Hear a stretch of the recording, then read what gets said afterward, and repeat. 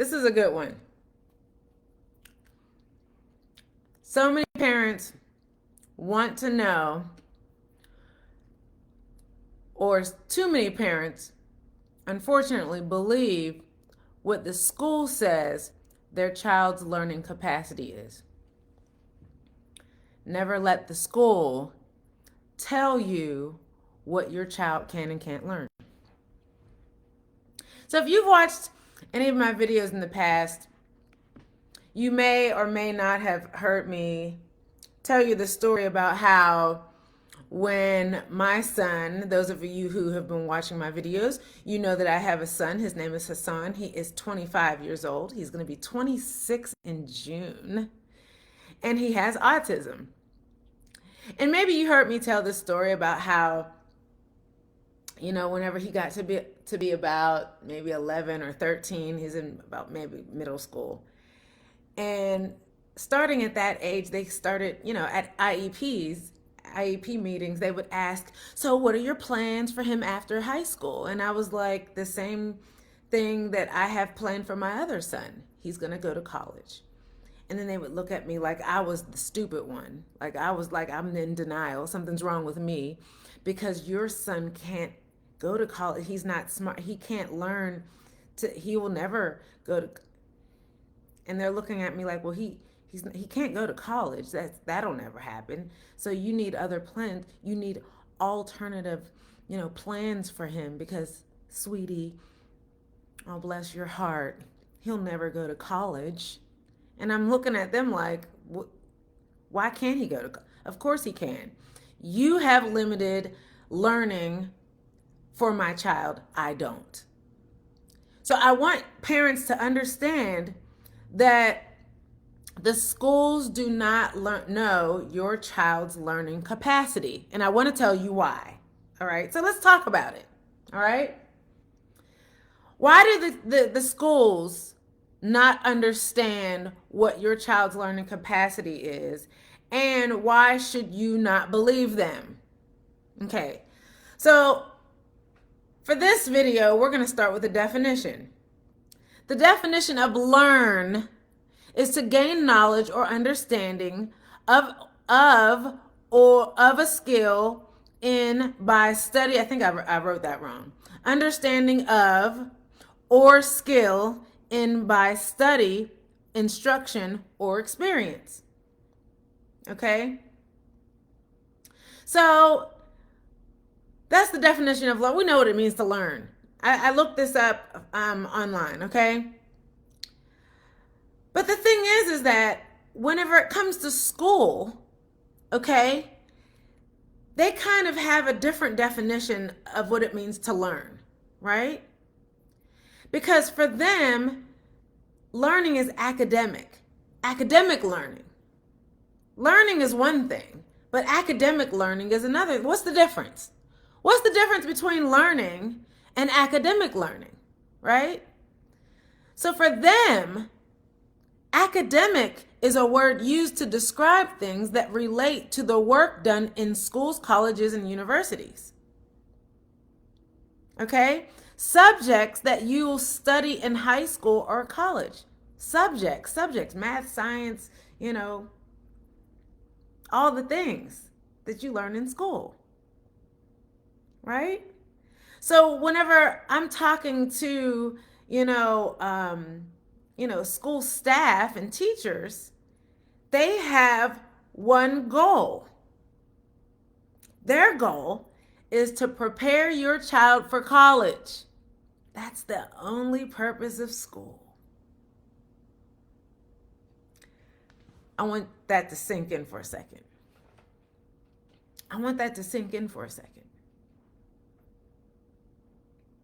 Because this is the thing. Our children that have special needs, autism, ADHD, they have learning delays, whatever it is. For our children, their goals may not necessarily be to go to college, or at least a traditional college. Hassan's in college, but it's not a traditional program. But school, traditional school, their purpose is to prepare them for college.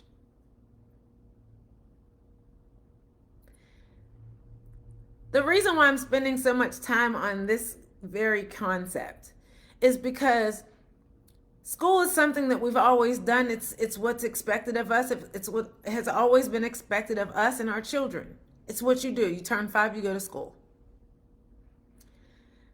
Those of you who've been watching my videos, you know that I had a daycare center. When my kids were small, when they were babies, I had a daycare center. I opened it. I was whenever I was in college, I was a child development major. So it was the natural thing to do for me to open up a daycare center, but that's not why I opened a daycare center. I opened a daycare center because whenever I started having my babies, I didn't want to drop my kids off at a daycare center. I wanted my babies at home, but I needed an income. It made sense for me to have a daycare center. Okay.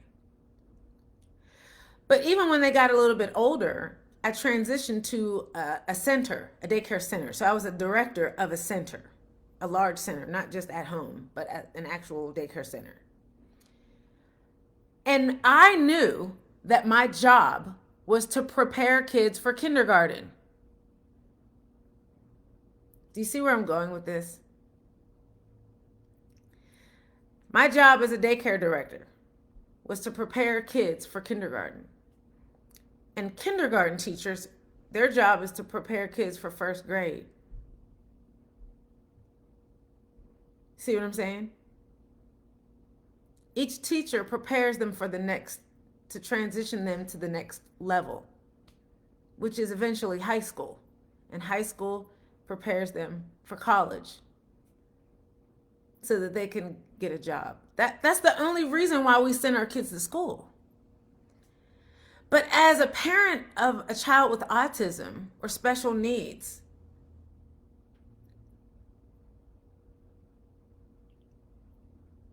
that's not necessarily the case.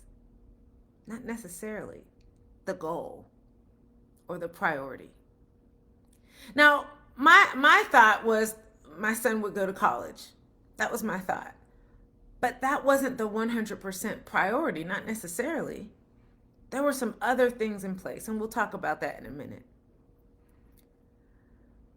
But the biggest thing for parents is not so much that they want their kid to go to college.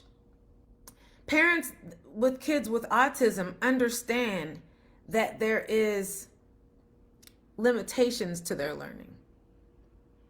And so their biggest thing is, will my child learn the things they need to know for life? So we send them to school, and the school develops an IEP to try to force them to learn, to force them to do math, to try to force them to do the things that the other kids are doing to prepare them for college. And we just want our kids to learn how to tie their shoe. Do you see what I'm saying? To put on their clothes, to use the bathroom. See where I'm going? I'm trying to get you to change your mind about the purpose of school.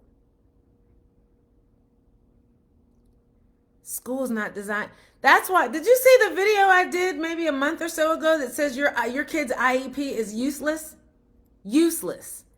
Because it's for preparing them to be mainstreamed. That's why I titled that video that. The IEP is useless. For our kids, school's not designed for our kids. That's the problem. So parents who are wondering, will my child's learning ever improve? It depends on what you want them to learn. Because the truth of the matter is that your child, they're learning. There's not a problem with their learning. Let's say that. The issue with their learning is not that there's so much of a problem with it. The biggest issue with it is that they don't learn at the same rate as the other kids who don't have any special needs. And they don't learn at the level that the school is teaching, and they're not learning on an academic level that the school is teaching. That's the issue. That's the issue. What I noticed about my son whenever he was school age, grade school age, is that he had a learning delay. So it took him longer to pick up on things. So it's not that he couldn't learn. And see, the school will lead you to believe that your kid can't learn. Oh, he's not able, he can't learn.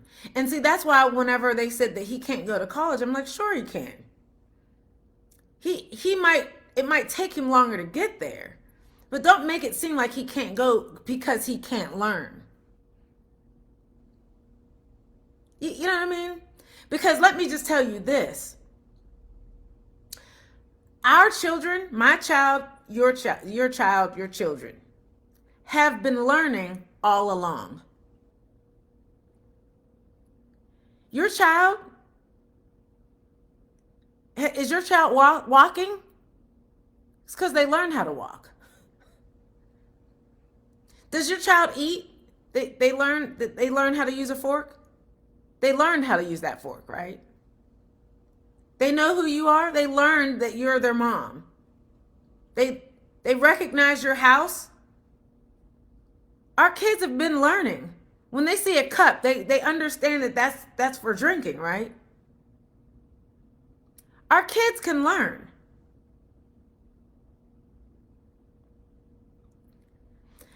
I did another video, and I don't know which video it was.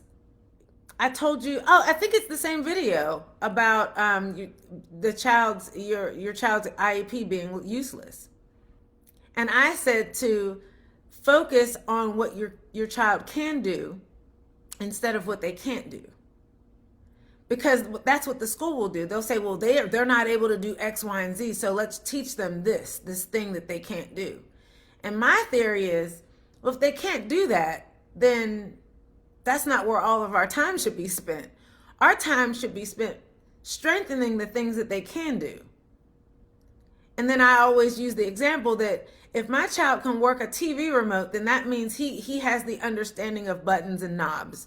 And so he can learn how to work a washing machine. He can learn how to work a microwave oven. He can learn how to work all the things that have buttons and knobs. Let's capitalize on that, right?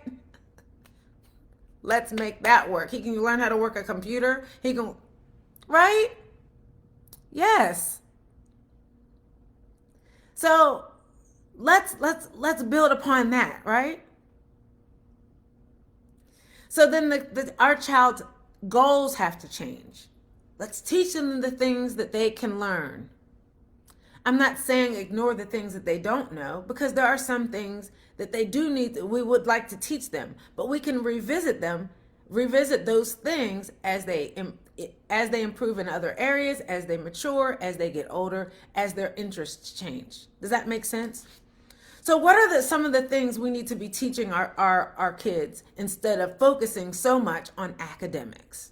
Okay? And these are some of the things that maybe they'll bring them up in the IEPs. It depends on the schools. It depends on the teachers. It depends on the focus on the schools. And that was a different video that I brought up.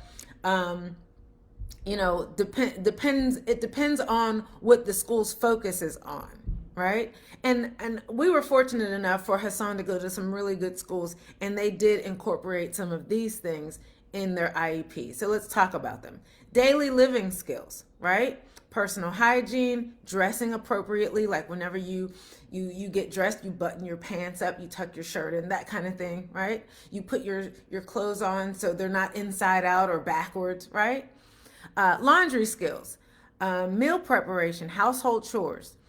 This does a lot for the kids. It gives them, a sense of, gratification whenever they're able to complete these tasks, right? Some money management. This is a little bit in the mathematics area, and we're getting away from bills and coins anyway. But let me just tell you the satisfaction my son gets whenever I give him a Visa gift card and he can go to Chick-fil-A and swipe that card and get him a chicken sandwich and some fries. Okay. In his mind, that is money management. Organizational skills, time management. So time management is Hassan's thing that he's still learning about, even as a 25-year-old. Problem solving. This is something also that he is figuring out as he matures. As much as I'm trying to teach it to him, that's something that he is trying to figure out as he matures as well. Community and safety skills. As our children get older, we have to teach them these things: emergency situations, pedestrian safety, personal safety. Communication and social skills, basic conversation skills, nonverbal communication, allowing them to, or teaching them to be able to identify nonverbal communication whenever someone looks sad or happy.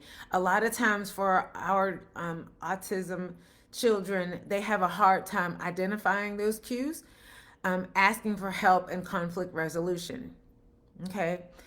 Emotional and self-regulation skills, right? Identifying emotions not just in others, but in their own selves.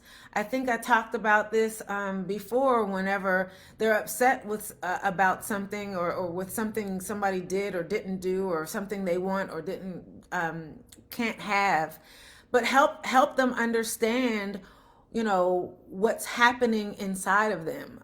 Other kids, whenever they don't get what they want, they know, I'm angry because I want such and such, and so I'm angry about it, but our autistic children they can't always understand what's happening with their emotions, and we need to help them understand that, right?